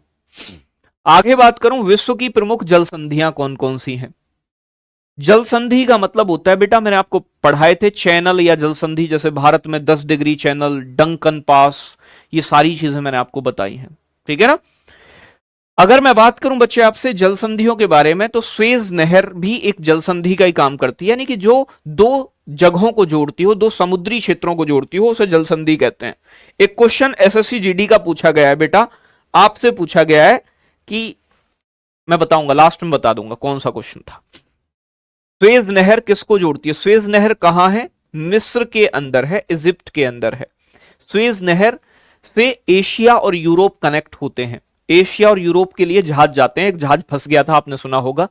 ये भूमध्य सागर को और लाल सागर को जोड़ती है। एग्जाम में क्वेश्चन पूछा जाता है कि भूमध्य सागर को और लाल सागर को कौन सी नहर जोड़ती है? तो स्वेज नहर। एक पनामा नहर है, ये पनामा देश के अंदर है, नेहरू कर दिए हमारे चाचा जी ने, ये नहर होगा बेटा, नहर, नेहरू जी नहीं है, नहर है। तो पनामा नहर कहां है बच्चे? पनामा देश के अंदर है। ये अटलांटिक और प्रशांत महासागर को जोड़ती है, अटलांटिक महासागर को प्रशांत महासागर से।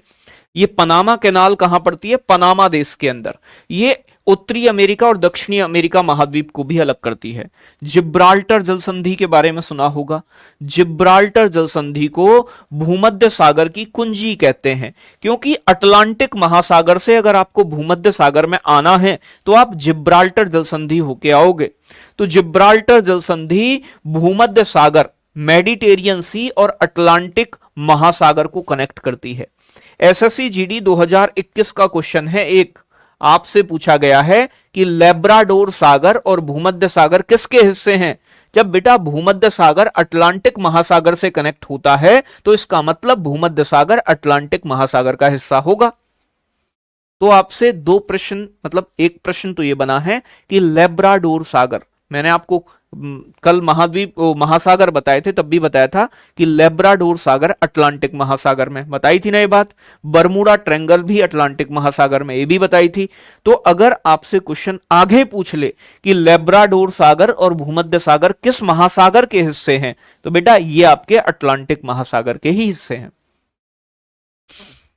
आगे बात करूं मेरे प्यारे बच्चे, कह रहे हैं मलक्का जल संधि, ये अंडमान सागर को और दक्षिणी चीन सागर से अलग करती है। ये मलक्का जल संधि की बात करूं बच्चे, तो ये सबसे लंबी जल संधि भी मानी जाती है मलक्का, ठीक है ना भाई। एक पाक जल संधि है, पाक जल डमरू मध्य जिसे बोलते हैं, ये पाक की खाड़ी को बंगाल की खाड़ी से अलग करती है। भारत और श्रीलंका को ये बच्चे जोड़ती है, मतलब पाक की खाड़ी को बंगाल की खाड़ी से जोड़ती है और भारत व श्रीलंका के मध्य है, भारत और श्रीलंका के बीच में है। कौन? पाक जल संधि। एक बाब अल मंदेव जल संधि है जो लाल सागर को अदन की खाड़ी से जोड़ती है। लाल सागर किसका हिस्सा है? तो बेटा लाल सागर है ये आपका हिंद महासागर का हिस्सा। बेरिंग जल संधि के बारे में सुना होगा, ये रूस को अलास्का से अलग करती है और ये बेरिंग सागर को ज्वाइंट करती है चुक्सी सागर से, चुक्सी सागर। तो भैया किस किस को जोड़ती है बेरिंग जल संधि? बेरिंग सागर को चुस्की सागर से, और किस किस को अलग करती है? रूस को अलास्का से। अलास्का किसका है?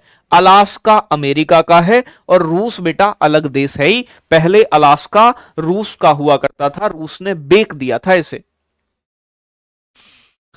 ठीक है ना भाई? सर भूमध्य रेखा तो काल्पनिक रेखा है। बेटा काटने का मतलब है कि उस क्षेत्र से गुजरती है। मान लो मैंने मान ली कि यहां 0 डिग्री जाती है यहां से, तो मैंने मान ली, ये वास्तव में नहीं है, लेकिन नदी कोई ऐसे जा रही है तो इसका मतलब ये काट रही है ऐसे। तो भूमध्य रेखा एक इमेजिनरी लाइन है, लेकिन इसे काटने का मतलब है कि वहां से क्रॉस हो रही है बस। बात क्लियर है? तो बेरिंग जल संधि बेटा ध्यान रखिएगा, बेरिंग जल संधि बेरिक सागर को। ये कह रहा है बास्फोरस जल संधि। बास्फोरस जल संधि काला सागर को मरमरा सागर से जोड़ती है, मरमरा सागर। हॉर्मुज जल संधि, हॉर्मुज है बेटा, हॉर्मुज, हॉर्मुज जल संधि। हॉर्मुज जल संधि फारस की खाड़ी को ओमान की खाड़ी से जोड़ती है। और डोवर जल संधि बेटा इंग्लिश चैनल को उत्तरी सागर से जोड़ती है। तो ये 10 इंपोर्टेंट जल संधि मैंने आपको बताई हैं जो ध्यान रखनी है आपको। तो कौन कौन सी हैं? स्वेज नहर, पनामा नहर, जिब्राल्टर जल संधि, आगे बात करूं मलक्का जल संधि, पाक जल डमरू, बाब अल मलदेव, बेरिंग जल संधि, बास्फोरस जल संधि, हॉर्मुज जल संधि, डोवर जल संधि।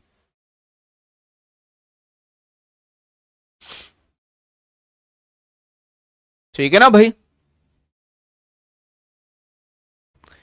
तो यहां तक बात समझ में आई होगी। तो ये पढ़ लिए हमने बच्चे जल संधि। अब बच्चे आगे जो मामला आता है वो आता है बेटा जनगणना का। ठीक है ना भाई?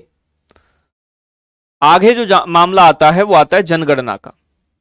जनगणना टॉपिक बचा हुआ है हमारा, और जनगणना से प्रश्न पूछ लेता है, इसलिए मैंने सोचा कि लास्ट में जनगणना जरूर कवर करेंगे।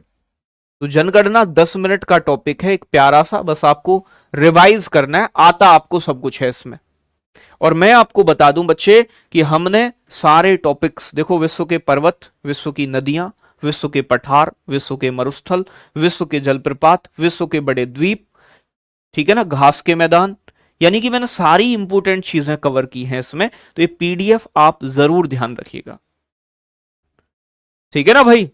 अब देखो यहां समझो, अगर मैं बात करूं जनगणना, जनगणना मतलब बेटा आदमियों की गणना, कितने आदमी आपके देश में। तो जनगणना एक इंपोर्टेंट टॉपिक है एसएससी के लिहाज से, इसलिए मैंने इंपोर्टेंट सभी जानकारी इस पीडीएफ में शामिल कर दी है। विश्व में जनगणना की शुरुआत जो सबसे पहले हुई बच्चे, वो कब हुई थी बताओगे? 1749 में स्वीडन ने सबसे पहले जनगणना की। तो सारी इंपोर्टेंट चीजें बेटा इस पीडीएफ में शामिल हैं।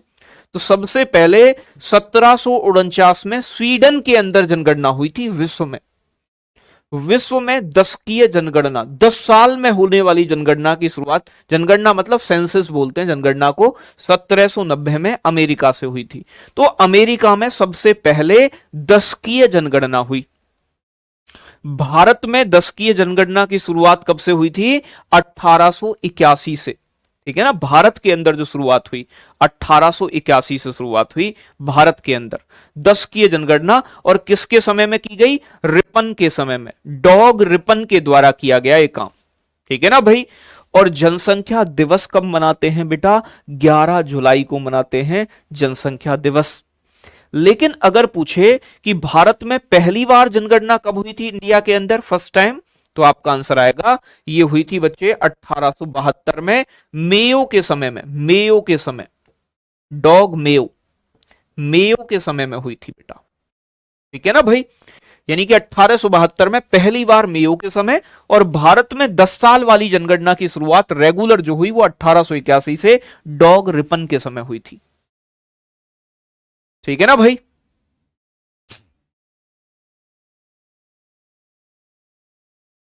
सर ये जल संधि किस लिए की जाती है? बेटा जल संधि का मतलब होता है कि यहां कोई पानी की जगह है, यहां दूसरी कोई पानी की जगह है, इनको जोड़ने वाली जो पतला सा रास्ता होगा उसे ही जल संधि कहते हैं। जल संधि कोई और चिड़िया नहीं है। जल संधि का मतलब है मेरे प्यारे बच्चे कि दो समुद्रों को जोड़ने वाला पतला सा जो स्थान होता है उसे जल संधि कहा जाता है। बेटा तो जहां भी आपको मिले, ये एक मुहिम है हमारी नवीन सर की कि भैया जहां भी इनके आगे लॉर्ड लिखा मिले उसे आप डॉग में बदल दो, क्योंकि इनके काम डॉग वाले ही रहे हैं। क्यों रहे हैं आप सभी जानते हो कि देश को गुलाम बनाया इन्होंने, तो इनके आगे कभी लॉर्ड लगाने की आवश्यकता नहीं है, डॉग से ही संबोधित किया करो इन्हें। तो आप जनसंख्या दिवस कब मनाते हैं? 11 जुलाई को, हर साल 11 जुलाई को, ठीक है ना। पहली बार जनगणना कहां हुई? स्वीडन में।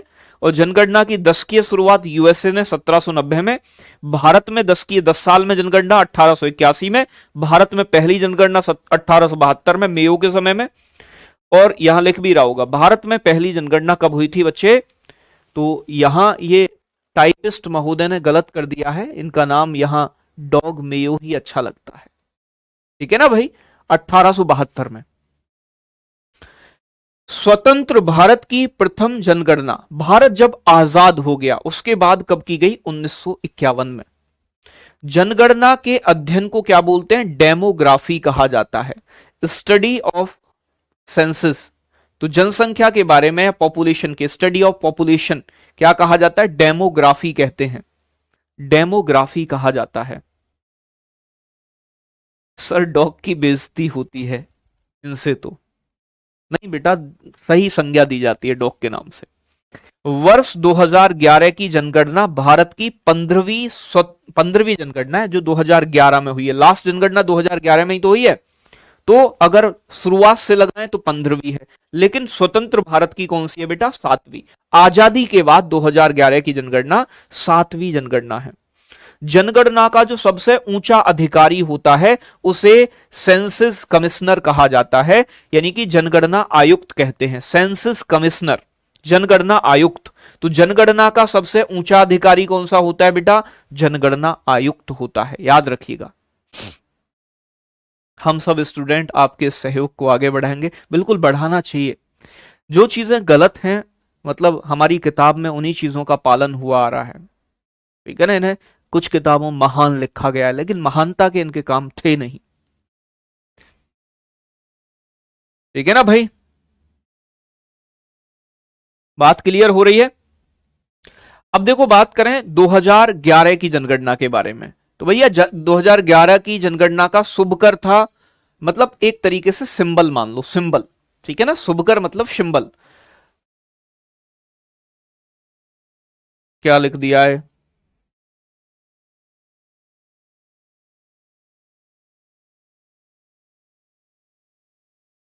ये प्रणगक होगा बेटा, प्रणगक शिक्षिका। प्रणगक शिक्षिका का मतलब जो आपको देखा होगा ना, एक शिक्षिका जो होती है, वही इसका क्या था? शुभकर था, प्रणगक शिक्षिका।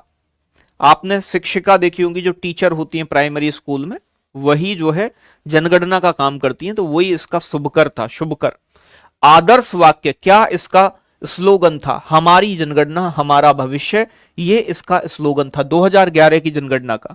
जनगणना आयुक्त कौन थे 2011 में? सी चंद्रमौली थे, जो सबसे ऊंचा अधिकारी होता है। जनगणना के समय कुल कितने प्रश्न पूछे गए? तो 29 प्रश्न पूछे गए थे। इन प्रश्नों का मतलब क्या है मेरे प्यारे बच्चे? प्रश्नों का मतलब यह है कि जब आपके घर जनगणना करने वाला आता है तो वो आपसे प्रश्न पूछता है, कितने लोग हैं, आयु कितनी है, घर कैसा बना हुआ है, तो बेटा ये सारा डेटा लेता है। तो जनगणना के समय कितने कॉलम भरने होते थे? 29 प्रश्न पूछने होते थे हर घर जाके, ठीक है ना भाई। चलो आगे बात करूं बच्चे, जो 2021 की जनगणना होनी थी, हुई नहीं है, कोरोना आ गया, इस कारण से ये डिजिटल जनगणना होनी है 2021 की। तो वर्ष 2021 की जनगणना डिजिटल जनगणना होगी। इसका आदर्श वाक्य अभी से तय कर दिया गया है, जन भागीदारी से जन कल्याण। जनगणना आयुक्त कौन है हमारे प्रेजेंट के? विवेक जोशी हैं। और इस बार कितने प्रश्न पूछे जाएंगे? 31 प्रश्न पूछे जाएंगे, ठीक है ना भाई। चलो भाई बहुत अच्छे। आगे बात करूं बच्चे, कुछ इंपोर्टेंट चीजें। 2011 की जनगणना के अनुसार भारत की जनसंख्या आपको पता है 121 करोड़ रही है, यानी कि टोटल मिला के आपके सामने लिखी हुई है 121 करोड़। विश्व की जनसंख्या का भारत की जनसंख्या का प्रतिशत कितना है? 17.5%। भारत में जितनी भी जनसंख्या है उसमें पुरुषों का प्रतिशत कितना है? 51.47%। पुरुष ज्यादा है, महिला कम है। जनसंख्या में महिलाओं का प्रतिशत है 48.53%। जो 2001 से लेके 2011 तक के मध्य दशकीय वृद्धि, 10 साल में जनसंख्या में होने वाली वृद्धि को दशकीय वृद्धि दर कहा जाता है। ठीक है ना भाई?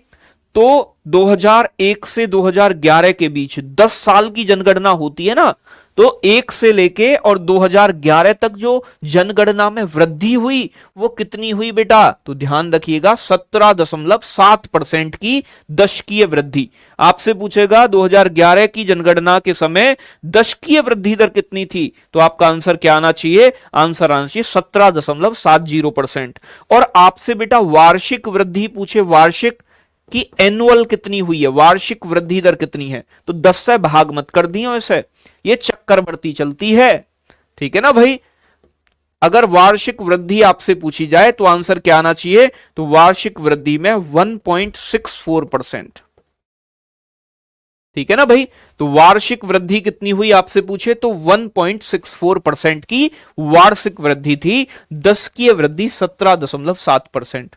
2011 से और 2011 नहीं, 1911 से लेके 1921 के बीच की जो समय था, इस समय देश में महामारी, अकाल बेटा ऐसी कंडीशन बन गई जैसे भी कोरोना चल रहा है। ठीक है ना भाई? तो यहां क्या हुआ? 1911 से लेके 1921 के बीच में जनगणना में ऋणात्मक दशकीय वृद्धि दर देखने को मिली, यानी कि यहां माइनस में चली गई थी, माइनस में जनसंख्या हमारी। पहली बार हमारे देश के इतिहास में ऐसा हुआ है कि हमारी जनसंख्या बढ़ने की वजह घटी थी। कब बच्चे? 1911 से लेके 1921 के बीच। तो जो 1921 की जनगणना के जो आंकड़े आए वो चौंकाने वाले आंकड़े थे। चौंकाने वाले कैसे बच्चे? चौंकाने वाले ऐसे कि बच्चे यहां पहली बार देश के इतिहास में जनसंख्या में कमी आई है, और जनसंख्या में बेटा कमी आई है। ठीक है ना भाई? जनसंख्या में कमी आई है, इसका मतलब क्या है कि ऋणात्मक वृद्धि दर हुई है। तो इसीलिए 1921 का जो साल था या 1921 की जो जनगणना है, इसे हम महान विभाजक वर्ष के नाम से जानते हैं, ग्रेट डिवाइडिंग ईयर कहते हैं। तो किसे महान विभाजक वर्ष कहा जाता है? 1921 के वर्ष को महान विभाजक वर्ष कहते हैं, क्योंकि बेटा 1911 से लेकर 1921 तक पहली बार ऐसा हुआ है हमारी देश की इतिहास में जिसमें बच्चे जनसंख्या माइनस में गई है, जनसंख्या बढ़ने की बजाय घटी हो। नहीं तो बेटा भारत के आदमी इतने मेहनती हैं कि जनसंख्या बढ़ाई देते हैं, घटने का तो मतलब ही ना है। शहरी एवं ग्रामीण जनसंख्या का प्रतिशत क्या है? तो बेटा शहरों में जो रहती है हमारे देश की जनसंख्या वो है 31.2%, और गांव में जो रहती है वो ज्यादा जनसंख्या है, 68.8% जनसंख्या गांव में रहती है। सर्वाधिक जनसंख्या वाला राज्य आपका उत्तर प्रदेश है, आप सभी जानते हैं। न्यूनतम जनसंख्या वाला राज्य आपका सिक्किम है, जबकि एरिया में बड़ा राज्य राजस्थान में है और एरिया में छोटा राज्य कौन सा है? गोवा है। सर्वाधिक जनसंख्या वाला केंद्र शासित प्रदेश दिल्ली था, और बच्चे न्यूनतम जनसंख्या वाला केंद्र शासित प्रदेश लक्षद्वीप था। लक्षद्वीप सबसे छोटा एरिया में भी केंद्र शासित प्रदेश है। ठीक है ना भाई? आगे बात करूं सर्वाधिक दशकीय वृद्धि दर। दशकीय वृद्धि दर बेटा जिस राज्य में सबसे ज्यादा 10 साल में जनसंख्या बढ़ी हो। पूरे देश की तो 17.7% थी दशकीय वृद्धि दर, यानी कि बच्चे सर्वाधिक दशकीय वृद्धि दर वाला राज्य, 10 साल में बढ़ने वाली जनसंख्या जिसमें सबसे ज्यादा हो, वो कौन सा है? मेघालय। मेघालय में 27.9% की वृद्धि थी दशकीय, और न्यूनतम दशकीय वृद्धि दर वाला राज्य था नागालैंड। बहुत इंपॉर्टेंट है, पूछा जाता है बार बार कि किस राज्य में जनसंख्या बढ़ने की वजह घटी, तो बेटा ध्यान रखना है न्यूनतम दशकीय वृद्धि दर नागालैंड। नागालैंड की जनसंख्या -0.6% रही है, यानी कि जनसंख्या बढ़ने की वजह नागालैंड में घटी है, जबकि मेघालय वालों ने खूब बढ़ाई है। तो अगर एग्जाम में पूछे सर्वाधिक वृद्धि दर वाला राज्य कौन सा है तो मेघालय, और न्यूनतम दशकीय वृद्धि दर वाला राज्य कौन सा है तो नागालैंड, जिसमें जनसंख्या बढ़ने की बजाय घटी हो। सर्वाधिक दशकीय वृद्धि दर वाला केंद्र शासित प्रदेश पूछे, यूनियन टेरिटरी, तो दादर नगर हवेली वालों ने खूब बढ़ाई है 55.5%। न्यूनतम दशकीय वृद्धि दर वाला केंद्र शासित प्रदेश तो बेटा लक्षद्वीप हो जाएगा, लक्षद्वीप हो जाएगा, यानी कि 6.3% की सबसे कम न्यूनतम वृद्धि दर वाला केंद्र शासित प्रदेश है।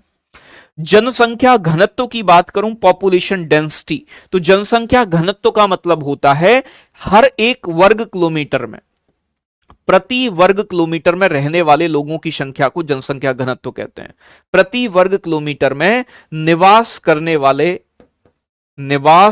वाले लोगों की संख्या, करने वाले लोग, यानी कि एक वर्ग किलोमीटर क्षेत्र में कितने लोग रहते हैं, इसे जनसंख्या घनत्व कहते हैं। सर्वाधिक जनसंख्या घनत्व वाला राज्य बिहार है। बिहार का जनसंख्या घनत्व बेटा, हमेशा जनसंख्या घनत्व को प्रति वर्ग किलोमीटर में मेजर करते हैं, तो यहां किलोमीटर स्क्वायर भी लगा देना, यानी कि प्रति वर्ग किलोमीटर। तो बिहार का जनसंख्या घनत्व 1106 प्रति वर्ग किलोमीटर था। न्यूनतम जनसंख्या घनत्व वाला राज्य बच्चे अरुणाचल प्रदेश है। इसका जनसंख्या घनत्व कितना था, 17 वर्ग किलोमीटर। सर्वाधिक जनसंख्या घनत्व वाला केंद्र शासित प्रदेश दिल्ली है, 11,320 लोग, यानी कि एक के ऊपर एक लोग बैठा हुआ है। दिल्ली की जनसंख्या बहुत ज्यादा है, बहुत डेंस है, पास पास रहते हैं लोग।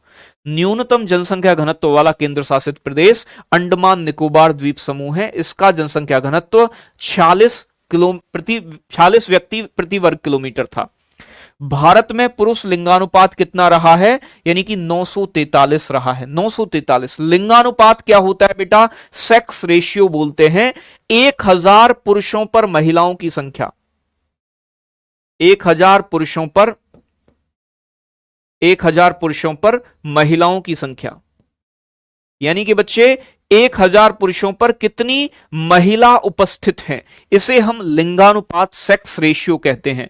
तो भारत में कितना है लिंगानुपात, 943 पुरुष वाला, पुरुष। अगर बेटा, अगर मैं आपसे बात करूं ओवरऑल लिंगानुपात कितना है भारत के अंदर, ओवरऑल, एक सेकंड, मुझे जनसंख्या घनत्व भी बताना था ना, ओवरऑल नहीं बताया, बता दिया। ओवरऑल है बेटा, देश का ओवरऑल कितना, 382। पूरे देश का कंबाइंड जनसंख्या घनत्व, पॉपुलेशन डेंसिटी 382 है। अलग अलग राज्य का मैंने और केंद्र शासित प्रदेश का भी बता दिया है, ठीक है ना भाई। अब अगर मैं पूछूं कि बच्चे भारत में लिंगानुपात तो भैया लिंगानुपात कितना है, तो लिंगानुपात है बेटा आपका, यानी कि 943। बच्चों का लिंगानुपात 919 रहा है। सबसे ज्यादा लिंगानुपात बेटा, यानी कि 1000 पुरुषों पर सबसे ज्यादा महिलाएं कहां हैं, केरल के अंदर 1084, यानी कि पुरुष 1000 हैं तो महिला 84 फालतू हैं। सबसे कम लिंगानुपात वाला राज्य है हरियाणा, 879। बेटा यहां के इंसान, यहां के पुरुष रंडवे रहेंगे। रंडवे जानते हो ना बेटा, जिनकी शादी नहीं होती है, क्यों, क्योंकि यहां महिलाओं की कमी है। जहां महिलाएं ज्यादा हैं वहां महिलाएं कुंवारी रह जाएंगी। बात समझ में आ रही है। तो यहां के पुरुष कुंवारे रह जाएंगे, शादी नहीं होगी, क्योंकि महिलाएं कम हैं हरियाणा में।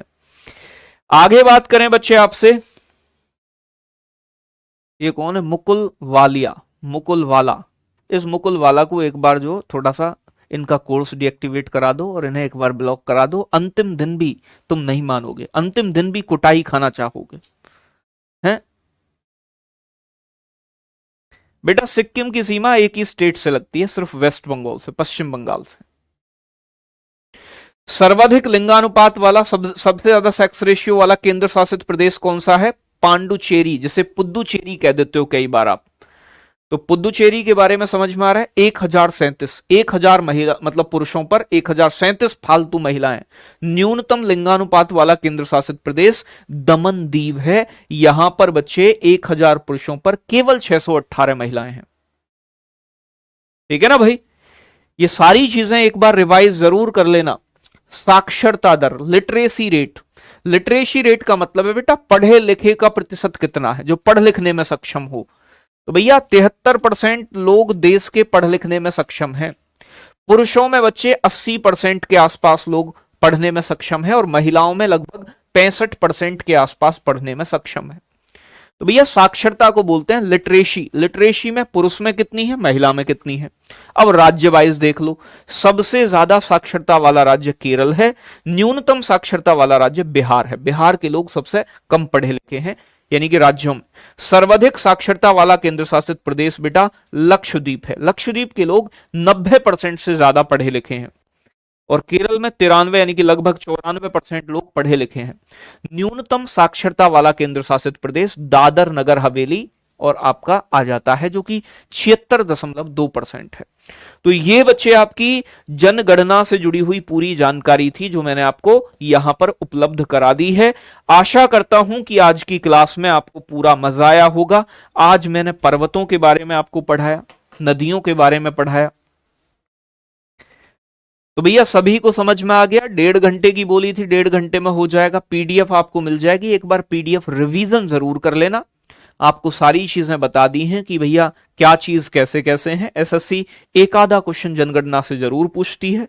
बाकी का आपका अगर कोई छोटा मोटा टॉपिक बच रहा होगा तो उसके क्वेश्चन में मिलान सीरीज में शामिल करूंगा, गागर में सागर में शामिल करूंगा और वो टॉपिक आपका कवर करा दूंगा। तो आप ये ना घबराएं कि गुरुजी ये रह गया है। अगर छोटा मोटा रह भी गया होगा तो वो करवाना मेरा काम है। मैं आपको क्लास में ही ऐसे समझा दूंगा कि उससे क्वेश्चन आएगा तो बाहर नहीं जाएगा। ठीक है ना। आज हमारी अंतिम क्लास थी आपके साथ, मैंने आपको बताया है। और बच्चे अंतिम क्लास में आपने सब कुछ सीखा है। आपका कोई भी डाउट हो तो आप मुझे इंस्टाग्राम पे भी अंकित चौधरी RWA करके सर्च करके आप मुझे इंस्टाग्राम टेलीग्राम पे आप मुझे मैसेज कर देना। तो जो भी आपका कोई भी क्वेश्चन होगा RWA लिखोगे ना तो मैं आपको मिल जाऊंगा इस तरीके से, अंकित चौधरी RWA। अपना कोई भी डाउट हो आप मुझे फॉलो कर सकते हो, आपका कोई सजेशन हो आप मुझे भेज सकते हो। मिलान सीरीज स्टार्ट होगी। मिलान सीरीज के अंदर आपका सबसे पहले मैं इंडियन ज्योग्राफी करा रहा हूंगा। इंडियन ज्योग्राफी मिलान सीरीज के अंदर इंडियन ज्योग्राफी का आप रिवीजन करके आओगे। ठीक है ना भाई। इंडियन ज्योग्राफी पे ज्यादा फोकस होगा, वर्ल्ड ज्योग्राफी कम पूछी जाती है। तो अगली क्लास में मैं लगभग 30 से 35 क्वेश्चन आपके उसके शामिल करूंगा वर्ल्ड ज्योग्राफी के, और बाकी कुछ क्वेश्चन इंडियन ज्योग्राफी के। क्लास अच्छी लगी होगी और लगनी चाहिए भी, अंतिम क्लास है तो बिल्कुल भी परेशान ना हो मेरी तरफ से और बाकी भी पूरी RWA टीम की तरफ से पूरा एकदम 100% प्रयास किया जाएगा आपको क्वेश्चन क्लास में से मिले। इसके लिए मिलान सीरीज जरूर करें, मिलान सीरीज बहुत इंपॉर्टेंट होगी आपके लिए। और गागर में सागर का भी रिवीजन जरूर कीजिएगा, गागर में सागर जान डाल देगी आप में। ठीक है ना। तो अगर आपके मतलब 12-14 क्वेश्चन बन गए जीएस में तो आप मतलब सबसे आगे मानो अपने आप को, क्योंकि बाकी में तो आप करके ही आओगे। जीएस ही एसएससी थोड़ा सा घुमाऊ देता है। ठीक है ना। चलो बच्चे, ये मिलान सीरीज का टाइम टेबल है। नवीन सर की स्टैटिक जी के हिस्ट्री कराएंगे, वो सुबह 9 बजे से क्लास लेंगे। फिर ज्योग्राफी और इकोनॉमिक्स के लिए आप मेरे साथ जुड़ोगे, यानी कि जो कि 11 बजे से होगी। पॉलिटी की क्लास 1 बजे से होगी। टाइम टेबल आपके सामने देख लीजिएगा। ठीक है ना। तो चलो बच्चे, आज की क्लास यहीं तक। सभी प्यारे साथियों के साथ बहुत सारा और बहुत अच्छे तरीके से टाइम एक्सपेंड हुआ, पता ही नहीं चला कब 2 महीने गुजर गए। और आगे भी बने रहेंगे एग्जाम तक और रिजल्ट आने तक और आपके सिलेक्शन तक आपके साथ। तो सभी को बहुत सारा प्यार, लव यू, बहुत सारा प्यार आपके लिए। Take care, bye bye. और मिलते हैं मंडे को सुबह 11 बजे मिलान सीरीज में एक नए अंदाज में बढ़िया क्वेश्चंस के साथ। ठीक है बच्चे, love you, take care, bye.